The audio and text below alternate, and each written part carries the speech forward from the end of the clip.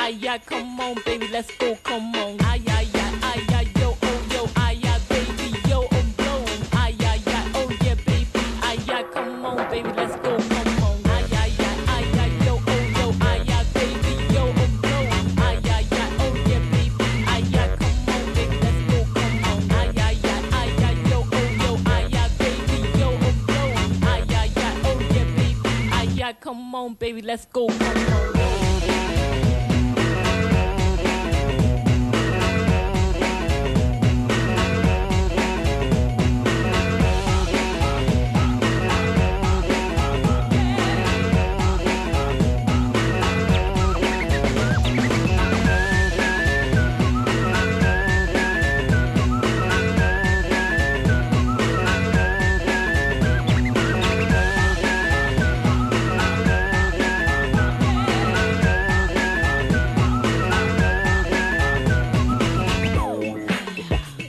Učenički parlament gimnazije iz Novog Kneževca je učestvovao i dobio projekat koji se finansira iz Ministarstva omladine i sporta u saradnji sa omladinskom organizacijom Aktiv iz Čoka.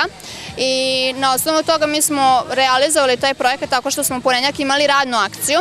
U radnoj akciji smo renovirali dvorište, dakle očistili smo dvorište, prevukli smo linije, osvežili smo linije terena, zatim smo obnovili koševe, ofarbali koševe i sredili dvorište da bi mladi mogli što bolje da učestvuju u raznim aktivnostima i u sportskim danima koje se održavaju.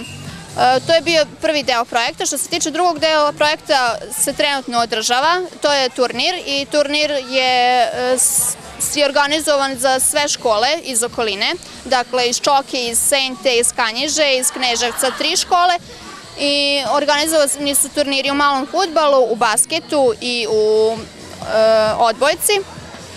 I ono što je najvažnije jeste da se mi družimo ovde, da se lepo zabavimo i možda bi trebalo češće da bude ovakvih akcija i ovakvih projekata da bismo mogli što više da se družimo, da razmenjujemo iskustva.